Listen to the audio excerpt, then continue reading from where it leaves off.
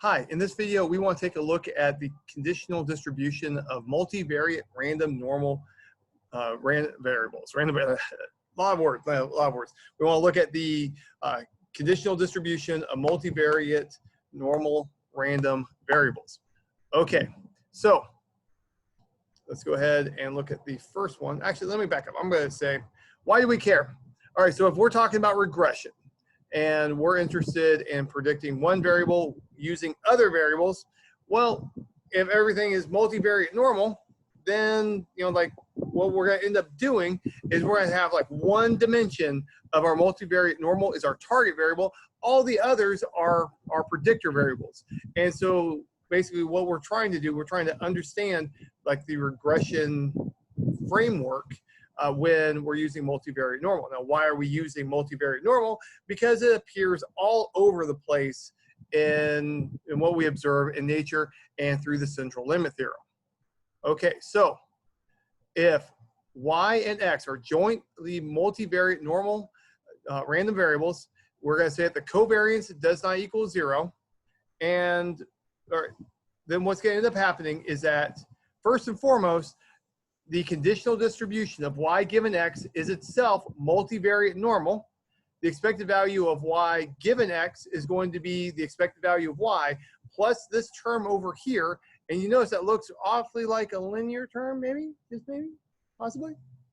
All right, so it's going to be the covariance of x and y times the inverse of the x portion.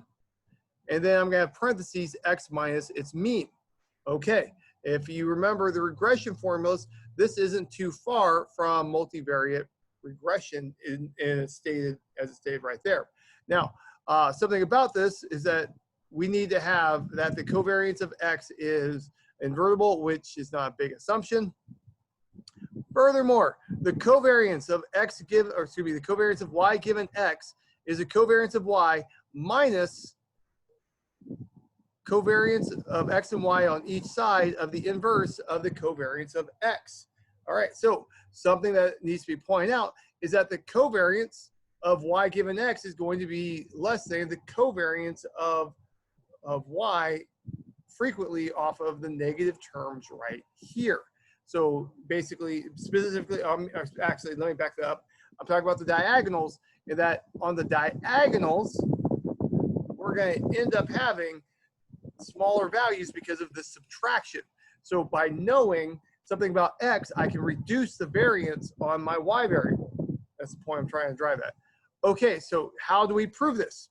Okay, so in this class, we've got two really big techniques for doing proofs with multivariate normal.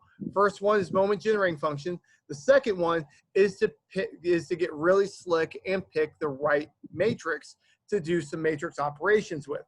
And this is going to be the second type. I'm going to pick the right matrix to set things up, and everything's going to work out beautifully. Okay, so let's go ahead and say that w and u is the random variable defined by u over x minus the corresponding mean.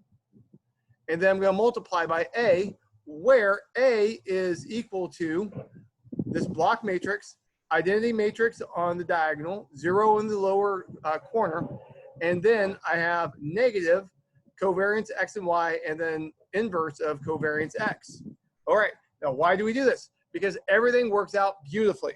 Somebody before us went through and figured out that this is a really good way to go.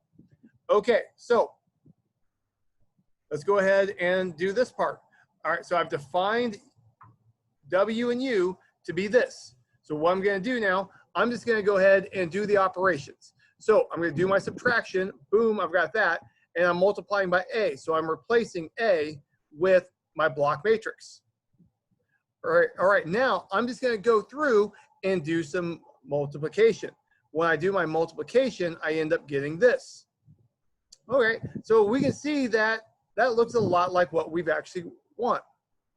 All right, it's just that we've got some things that are a little bit different from what we want, but it's really, really close. Because we see that we've got y minus the mu term minus the sigma's x minus mu.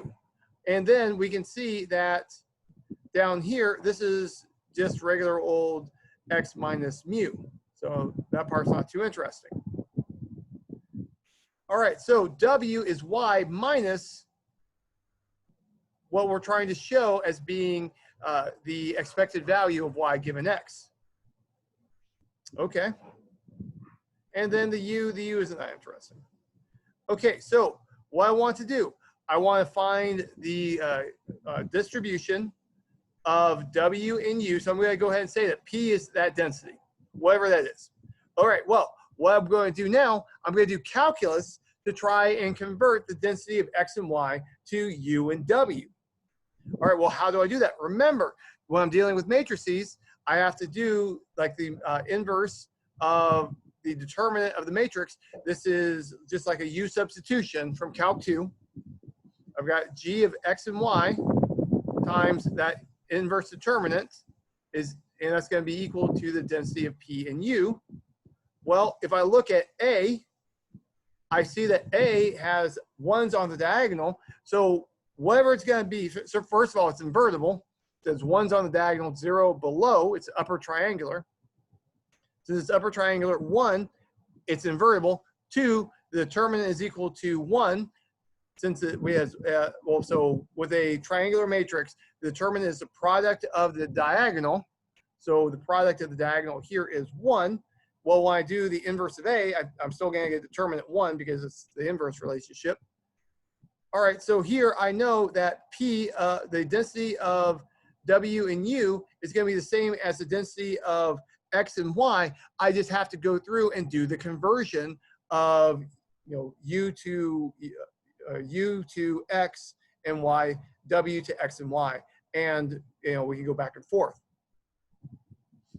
Okay, so now if I look at this, let's do the same thing for U. If I want the density of U, well, that's just dependent on this, right? Well, if I look at that, this is really just a shifted over version of X. So I'm just going to go ahead and just say that this is H of X. And so this is going to just be the density of X, but translated over so that it has expected value 0. All right, so now remember that the covariance of matrix times vector, different matrix times the same vector, is A sigma B transpose, where sigma is the covariance of Y. Okay, well, the covariance of W and U is going to be the covariance of A1 times this vector and A2 times that vector, right? All right, so here I know that this is the covariance of a matrix times a vector and a different matrix times the same vector. Okay, so I can use this formula up here where I replace A with A1, I replace B with A2, and so we know the covariance is equal to that. Okay, well, what was A1 again? Let's go up here, let's take a look. Let's remind ourselves, this is A1 and this is A2. So I, then the minus sigma multiplication with an inverse, and then 0 and I is A2. So to get the covariance, all I'm going to do is I take A1 right here on the left, I take the transpose of A2, put it right here, and I'm going to put sigma in the middle, and I'm just going to do some multiplication.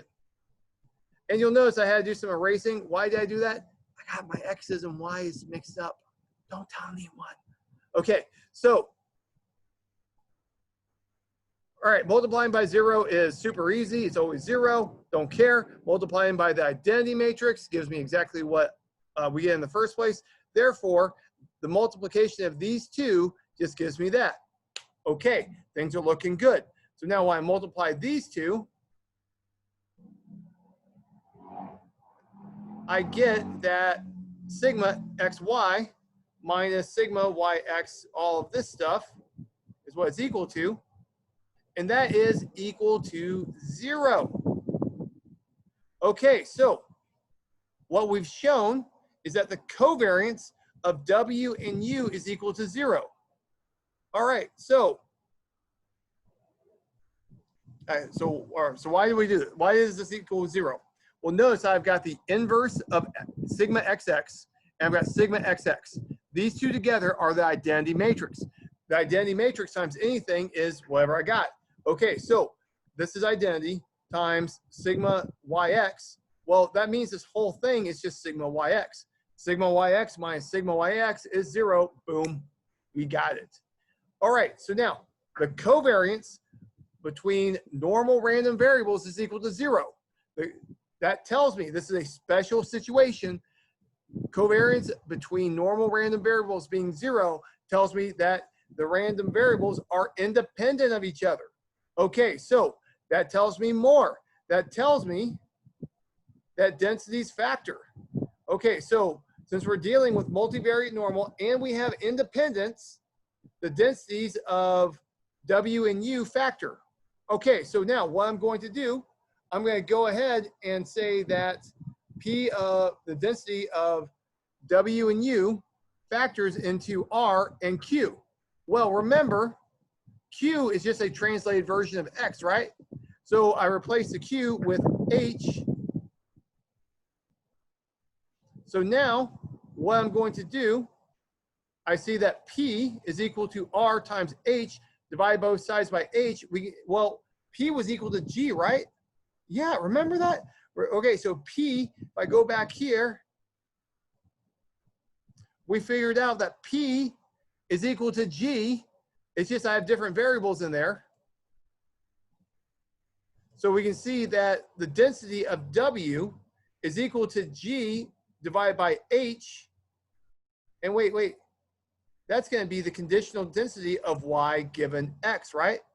It has to be, because I've only got X's and Y's. This is the distribution of X and Y together. This is the density of X by itself. Therefore, this is the conditional density of Y given X. Boom, we got it. This is a fun proof. All right, now let's think about expected values. So we figured out that W is equal to all of this. So if I want the expected value of W, I take the expected value of that, right? Okay, so let's go do that. All right, the expected value of W is equal to the expected value of Y minus all the stuff that we're subtracting off. Okay, let's go ahead and start taking expected values. Well, remember, the expected value is a linear operation. So that means that I can break up addition and I can pull out constants in multiplication. So here, I'm going to get the expected value of Y. Boom, the expected value of Y. Here, I'm just going to have all this stuff going on. Oh, there's an error. That should be a negative sign. It doesn't change the outcome, but that needs to be a negative sign. Here I've got this business. Well, when I get to here, remember, this is a constant, so that just comes out of the expected value. This is constant, so it factors out of the expected value. I take the expected value here, I get mu of x. Mu of x minus mu of x is 0. Mu minus mu, all 0. Boom. We can see that the expected value of W is equal to 0. Well, remember that W is equal to Y minus all this noise, right? So that means that if X is given, X is considered a constant value. X is given, X is considered a constant value. It's no longer random for the purpose of the argument. So if I take the expected value of Y given X, it's equal to the, since the expected value of the whole thing is equal to 0, this is going to be the expected value of this given X. But that's a constant, right? Okay, so that tells me that, this is a little bit easier to see. This tells me that the expected value of Y given X is equal to mu of Y plus X minus mu times this matrix.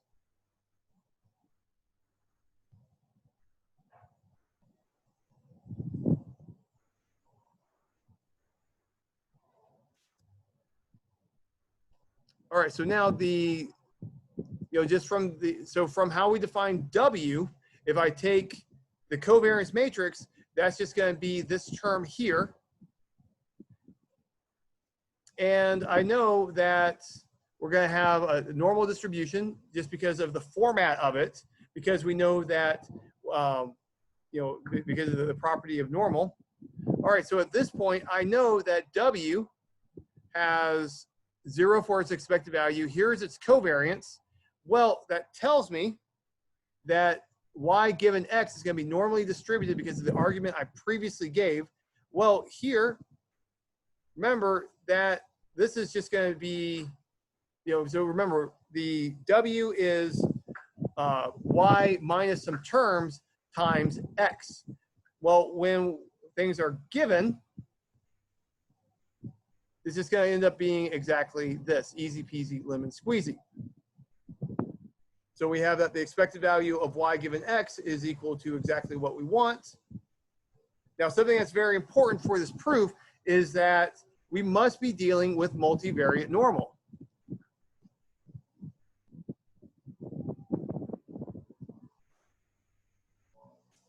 All right, something that's nice about this, a corollary that we get for free is if I only look at 2 variables in multivariate normal, I get this formula for the expected value of one given the other. Well, you'll notice that looks a heck of a lot like the simple linear regression model, right? It's not a coincidence.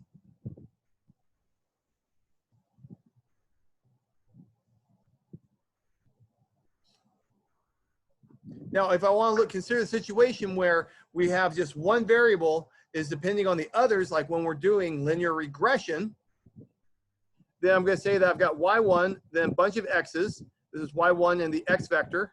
I have mu sub y, mu sub x. Mu sub x is a vector. Well, then here, sigma is just the variance of y, then the covariance of the x's, and then I have the covariance of y and x in a vector format.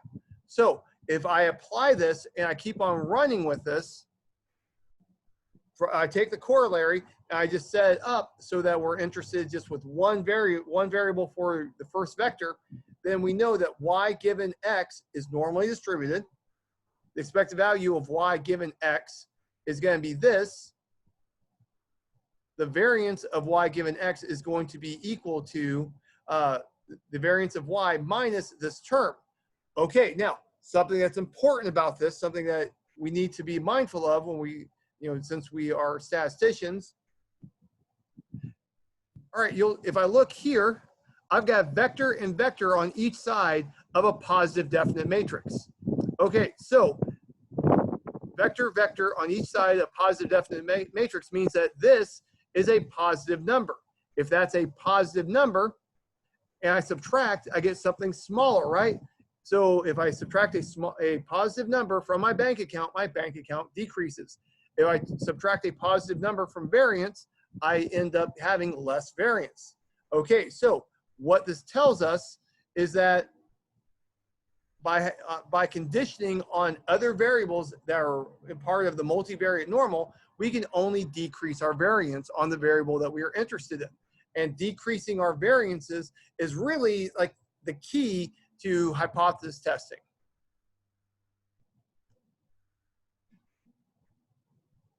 Now for bivariate normal, if we run through and we just take the formulas that we've just established and run with it where the covariance of x and y is rho sigma x sigma y. If I just take it and just start plugging and chugging, so mu y stays the same, sigma yx gets replaced, sigma x squared stays the same, x minus mu stays the same. Well, in this situation, you'll notice that the sigma x's cancel out, at least one of them do, and I get this formula. All right, well, that looks kind of familiar, right? Kind of looks a little bit familiar, kind of like simple linear regression, maybe.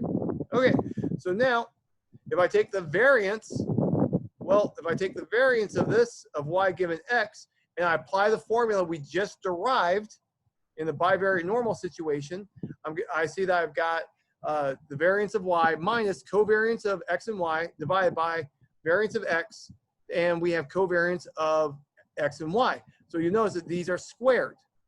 Okay, well, I've got covariance of x and y squared divided by variance of x squared. I get this fraction. But I remember that this, since I'm in the bivariate normal situation, is equal to that. So then boom, I make the substitution. So y, the variance of y minus rho squared, variance of x squared, variance of y squared, variance of x squared. Notice that these cancel out. These cancel out. The variance of x part cancels out. I get variance of y minus rho squared, variance of y. Well, I can factor out variance of y, and boom, we have the regular bivariate normal formula. Lo and behold, it all works out exactly the way the formula said it would. All right, that's all I've got for you. I'm not going to go over the more complicated correlations and collinearity, the next part of this chapter. I'm just going to skip it for now. If we need it, we'll come back to it. Take care and goodbye.